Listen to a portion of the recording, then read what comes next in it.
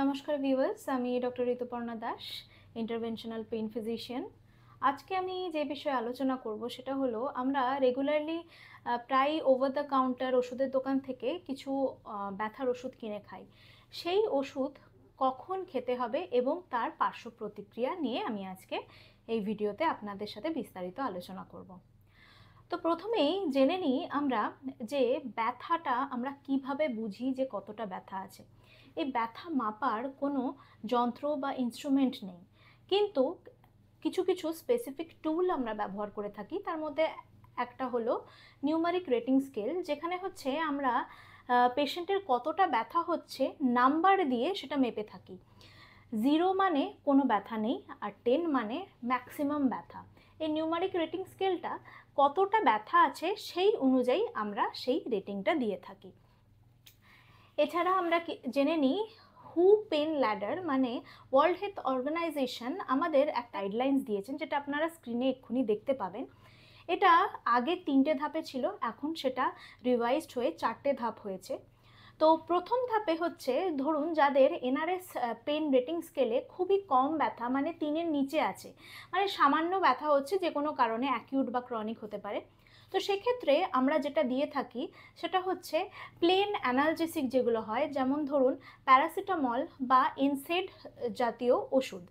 এই প্যারাসিটামল ওষুধ আমরা খুবই একটা সেফ ওষুধ হিসাবে কনসিডার করি, কিন্তু অবশ্যই যাদের ধরুন ক্রনিক অ্যালকোহলিক যারা বা যাদের লিভারের সমস্যা আছে তাদের কিন্তু অবশ্যই এর ডোজ মেপে খেতে হবে। আর যারা বাচ্চা আছে তাদের জন্যও তাদের বডি ওয়েট অনুযায়ী এই প্যারাসিটামল খেতে হয়। ওভারডোজিং অফ প্যারাসিটামল হলে কিন্তু অনেক সময় লিভারের সমস্যা দেখা যায়।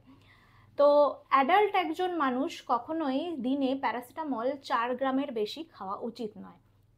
নেক্সট আসি আমরা এনসেড গ্রুপ অফ ওষুধ, যেটা আমরা বা যে কোনো ওষুধ দোকানে গিয়ে যে ওষুধ, ব্যথার ওষুধ চাই, সেটা মূলত আমাদের এনসেড গ্রুপ অফ ওষুধই দেওয়া হয়। এই এনসেড গ্রুপ অফ ওষুধের কিন্তু অনেক ধরনের পার্শ্ব প্রতিক্রিয়া আছে। এনসেড গ্রুপ অফ ওষুধ আমরা মূলত 2 ধরনের পেয়ে থাকি। একটা হচ্ছে নন সিলেক্টিভ কক্স ইনহিবিটার্স, যার মধ্যে আমরা খুব কমনলি ওষুধগুলো খেয়ে থাকি, যেমন ধরুন অ্যাসিক্লোফেনাক, ডাইক্লোফেনাক, আইবুপ্রোফেন। এই ধরনের ওষুধের প্লাস অ্যাসপিরিন, এই ধরনের ওষুধের কিছু কিছু ওষুধের হয় কি ব্লিডিং ডিসঅর্ডার হতে পারে, বা কিছু ওষুধের গ্যাস্ট্রাইটিসের সমস্যা যাদের আছে তাদের সেটা বাড়িয়ে তুলতে পারে, বা কখনো কখনো গ্যাস্ট্রিক আলসারও হতে পারে। অনেক সময় যাদের কিডনির সমস্যা আছে এই ওষুধ খেলে কিন্তু কিডনিরও সমস্যা হতে পারে। এছাড়া যাদের ধরুন অ্যাজমা আছে, এই ধরনের ওষুধ খেলে অ্যাজমাও কিন্তু বেড়ে উঠতে পারে। নেক্সট হচ্ছে এনসেড গ্রুপে যেটাকে বলা হয় সিলেক্টিভ কক্স ইনহিবিটর। এই সিলেক্টিভ কক্স ইনহিবিটরের মধ্যে ওষুধ পড়ে, যেমন ধরুন ইটোরিকক্সিব, সেলিকক্সিব, এই ধরনের কক্সিব গ্রুপ অফ ওষুধ। এই ওষুধগুলোর ধরুন গ্যাস্ট্রাইটিস এই ধরনের সমস্যা না থাকলেও অনেক সময় যাদের হার্টের সমস্যা আছে, বুক ধড়পড় করা, বুকে ব্যথা, এই ধরনের সমস্যা কিন্তু দেখা যেতে পারে। এই ওভার দ্য কাউন্টার দোকানে গিয়ে যে ওষুধ খাচ্ছি সেইগুলো কিন্তু ওরকমভাবে খাওয়া উচিত নয়। অবশ্যই ইন্ডিভিজুয়াল টু ইন্ডিভিজুয়াল ভ্যারি করে, এবং আমাদেরকে একটা ডাক্তারের পরামর্শ নিয়েই ওষুধগুলো খেতে হবে। নেক্সট আমরা চলে আসছি হু স্টেপ ল্যাডারের সেকেন্ড স্টেপে, যেখানে এই ধরনের অ্যানালজেসিক ওষুধের সাথে আমাদেরকে দিতে হয় হচ্ছে কিছু উইক ওপিয়য়েড জাতীয় ওষুধ। এই ওপিয়য়েড জাতীয় ওষুধ, উইক ওপিয়য়েড জাতীয় ওষুধের মধ্যে অবশ্যই পরে হলো ট্রামাডল, এই ধরনের ওষুধ। এই ওষুধের পার্শ্ব প্রতিক্রিয়া আপনার এই অ্যানালজেসিক গ্রুপ অফ ওষুধের থেকে খানিকটা কম, কিন্তু অনেক পার্শ্ব প্রতিক্রিয়া আছে। যেমন ধরুন ট্রামাডল ধরনের ওষুধে যাদের অনেকের খুব বেশি বমি ভাবও আসতে পারে, অনেক সময় লিভারের সমস্যাও হতে পারে। এবার হু স্টেপ ল্যাডারের নেক্সট স্টেপে যাই, যেটা হচ্ছে থার্ড স্টেপ, যেখানে হচ্ছে ব্যথাটা বেশ তীব্র। এটা ইউজুয়ালি ধরুন যাদের ক্যান্সার রোগী, ক্যান্সার আছে তাদের ক্ষেত্রে এই ধরনের ব্যথা দেখা যায়, মানে অসম্ভব তীব্র ব্যথা। এই ক্ষেত্রে আমরা সাধারণত এই ওষুধগুলোর সাথে যেটা আমরা অ্যাড করি সেটা হচ্ছে আপনার স্ট্রং গ্রুপ অফ ওপিয়য়েড ওষুধ। সেটা কখনো কখনো ওরাল ফর্মে দিতে পারি, বা কখনো কখনো আমরা প্যাচ হিসাবে দিতে পারি। এই ওরাল ফর্ম বা প্যাচ ফর্ম যে ফর্মেই দিই না কেন, এর একটা সমস্যা যেটা হতে পারে ওরাল ফর্মে, সেটা হচ্ছে খুব বেশি ডোজে খেলে শ্বাস প্রশ্বাস আস্তে আস্তে কমে আসতে পারে।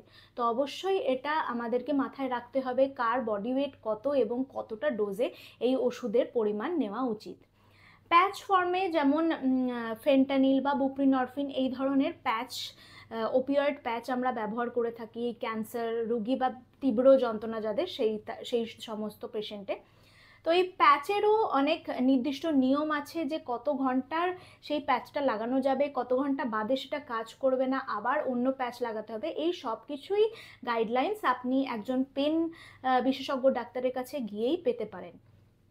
এবং লাস্টলি আমরা চলে আসি হু পেন ল্যাডারের একদম লাস্ট স্টেপ বা ফোর্থ স্টেপ যেটাকে বলা হয়।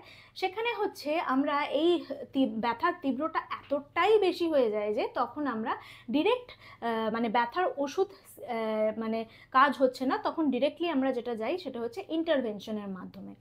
ইন্টারভেনশন বলতে বিভিন্ন ধরনের নার্ভ ব্লক বা এপিডুরাল ইনজেকশন বা বিভিন্ন ধরনের এমনকি স্পাইনাল কর্ড স্টিমুলেটর এই ধরনেরও বিভিন্ন অত্যাধুনিক টেকনিক এসে গেছে। কিন্তু তার মানে এই নয় যে আমরা ফার্স্ট 3টে স্টেপ ক্রস করেই তারপরে ফোর্থ স্টেপে যেতে পারি। কখনো কখনো আমরা ডিরেক্টলি ফোর্থ স্টেপেও এই ধরনের ইনজেকশন বা এই ধরনের জিনিসপত্র করে থাকি যাদের ব্যথার পরিমাণ সেই রকমই তীব্র যাদের ওষুধের মাধ্যমে ব্যথাটা কন্ট্রোল হবে না। ভিডিওটি দেখার জন্য ধন্যবাদ। ভিডিওটি ভালো লেগে থাকলে অবশ্যই লাইক, শেয়ার এবং কমেন্ট করবেন। নমস্কার।